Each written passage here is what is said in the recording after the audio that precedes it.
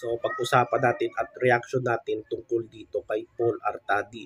So itong si Paul Artadi ay maingay ngayon sa social media, lalo na dyan sa Facebook. Bigyan ko kayo ng information about dito kay Paul Artadi.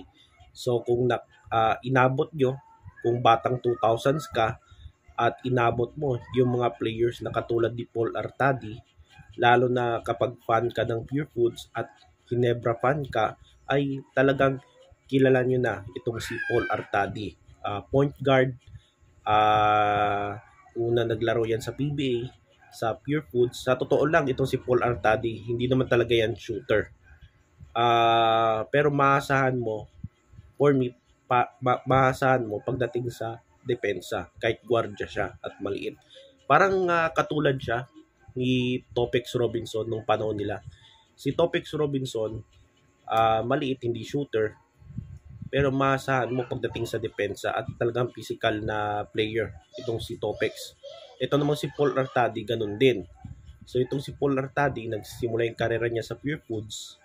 So naging ka-teammate niya itong si James Yap, UE Connection, kasi magka-teammate din pala ito sa Red Warriors. At kalaunan napunta rin ito sa Ginebra. By the way,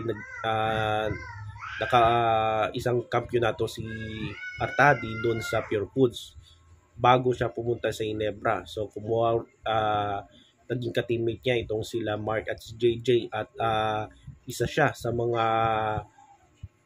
nagdala dyan sa Ginebra sa Fiesta Conference title. Naalala ko yung import nila noon ay si Chris Alexander na 6'9" na import. So doon nagkampiyon ng Ginebra sa Fiesta Conference. So after Ginebra, bumalik yan sa Pure Foods. Nakakuha rin siya ng isang kampyonato under Coach Ryan. Tapos ang alam ko, ang huling team ni Paul Artadi sa PBA career niya ay yung Meralco. So halos nasaksiyan ko yung karera ni Paul Artadi. So after PBA stint ay pinasok din niya yung politics at na-elect siya bilang councilor ng San Juan. So alam natin yung mayor dyan ay dati ring player na si Francis Zamora. At yung mga katimik niya noon na sila James Yap at si Don Aliado ay kasalukuyan din councilor ng San Juan City. So itong si Artadi may 3 terms na siya bilang councilor ng San Juan at nagtapos siya noong 2000. Ngayon, yung taon na ito, 2025, natapos yung kanyang term bilang councilor. So 2016 up to 2025. So itong si Paul Artadi, after political career ay nagpahinga ito, at napapansin nyo, ako rin napapansin ko na talagang laging nagpo-post si Paul Artadi sa Facebook. Simula pa yung PBA Finals, kakatapos lang na Philippine Cup Finals ng San Miguel versus Token Tex. So panay post na itong si Paul Artadi about sa concern niya about dito sa PBA, lalo na sa officiating. Tapos naging mainit ba ito ngayon dahil yung Gilas Pilipinas sa FIBA Asia Cup, at lalo na itong si Junmar Fajardo na talagang paksa sa kanyang post ni Paul Artadi. So ano ba talaga yung intention? Ang tanong dyan, ano talaga yung intention ni Paul Artadi? Bakit palagi itong no? Siguro nagpapansin ito dahil gusto siyang i-interview ng PBA Moto Club. So madali lang yan kasi mga friend niya yan, nagdala dyan sa Moto Club. Pangalawa, gusto lang magpapansin, no? Gusto lang magparami ng followers. Parang si Ian Gasa, no? Kaya nagmamarites dahil siguro gusto magparami ng followers, no, sa social media. So ganun talaga yung ibang mga vlogger. Ako nga di ako ganyan, no? Kahit balit lang yung ating followers. Sila talagang ginawang lahat, no? Ginawang lahat para magparami ng magpakitang gilas ang tawag diyan, no? para magparami ng followers at saka makilala, magpasikat, no? So, yun ba talaga yung intention ni Paul Artadi? Kasi may ano siya about dito kay Junmar Fajardo. So, hindi ko nakita yung post ni Paul Artadi about dito kay Junmar Fajardo. So, ang nakita ko lang post niya ay PB MVP. Sabi niya, PB MVP. Tapos 2 points lang yung na-score ni Pardo. Ang alam ko yung laban ng Gilas kung saan natalo sila versus New Zealand. So 2 points lang itong si Paul Artadi na isang 8-time PBA MVP. So yan yung pinupunto ni Artadi doon sa kanyang post sa social media. So may ilang fans ang nagsasabi na itong si Artadi ay minamaliit daw itong ang ating PBA GOAT na si Junmar Fajardo na PBA MVP, most MVP na PBA history. So PBA MVP tapos 2 points lang versus New Zealand ba yon o Chinese Taipei. So yan yung sinabi sa post ni Paul Artadi. So ang tanong dyan, minaliit ba ni Paul Artadi itong si Junmar Fajardo? Minaliit ba niya si Abay? So sa tingin ko, hindi siguro, no? Hindi naman siya minaliit, no? Parang sabi ni Paul Artadi ay motivation lang 'yon at hindi criticize. So iba kasi yung motivation,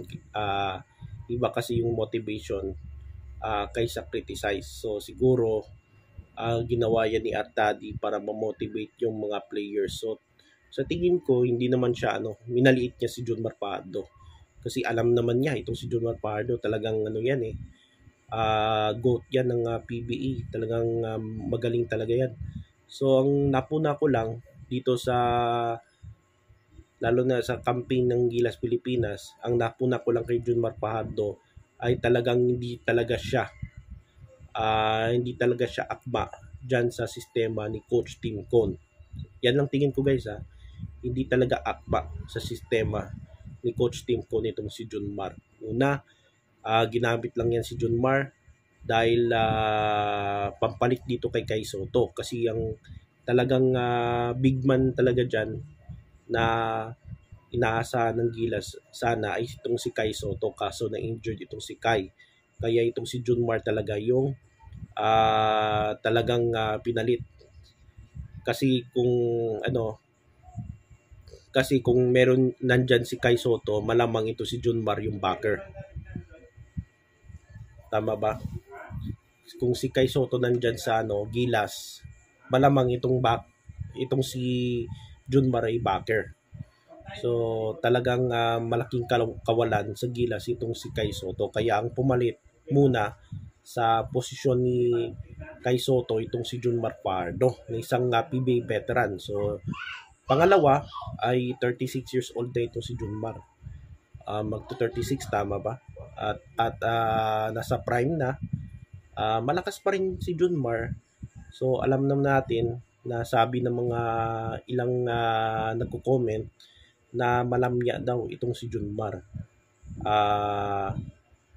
Alam din natin na may history na rin ng injury itong si Junmar Fajardo at saka galing din ito sa championship dahil nag-champion ng San Miguel sa kakatapos lang na Philippine Cup versus Tokentex. Talagang nakita natin kay Junmar at pati kay CJ Perez yung pagod yung may pagka-hangover pa rin itong sila Junmar at saka si CJ Perez, pati na si Calvin Optana galing din sa finals. Kaya nakaka-apekto yan doon sa kampanya ng Gilas Pilipinas.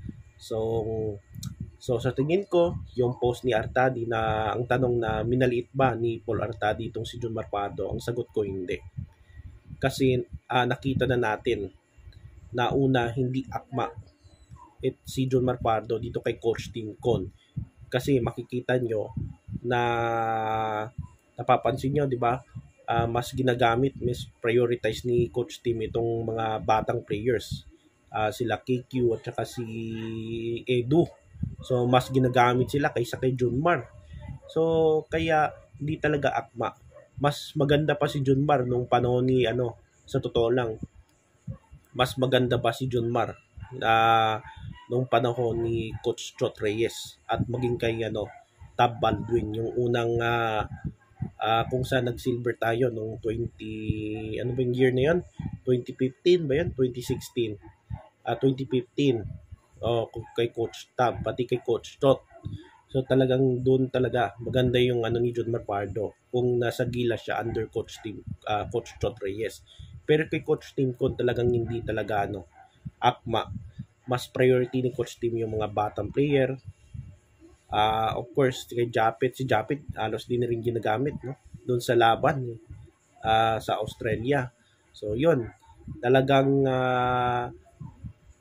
yan yung aking reaction tungkol dito kay Paul Artadi. So pangalawa, yung sinasabi nila na pang PBA daw si Junmar at hindi siya pang international. Iba naman talaga yung PBA kasi ito national, no? Si Junmar, kaya kinuha lang yan ng Gilas dahil kailangan din natin ng matatangkad na player. So si Junmar hindi naman siya malamya. Talagang malakas pa rin itong si Junmar. Kahit may history na ng injury. So maasahan pa rin si Junmar lalo na sa depensa. So kaya kinuha lang si Junmar Fajardo for me. Pang international ba si Junmar? Yes. Pang international talaga kasi kailangan din natin ng matatangkad na players na talagang lalo na pang depensa. So yun guys, at kasi kung puro maliit lang, puro lang na player, wala din, no? So kasi yung mga kalaban natin hindi talaga biro, mga matatangkad din, no? At magaling dumepensa at opensa din. So yun yung aking sentimento at reaction ko tungkol dito kay Paul Artadi. Minaliit ba niya si Junmar Pardo? Ang sagot ko, hindi. Siguro lang ni Paul Artadi yun, reaction niya.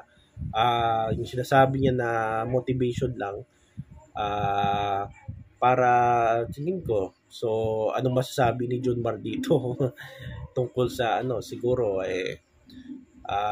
si Junmar Pardo talaga. So still itong si Junmar Pardo ay GOAT ng PBA at ang sagot ko ay si Junmar Pardo ay still pang international din na player.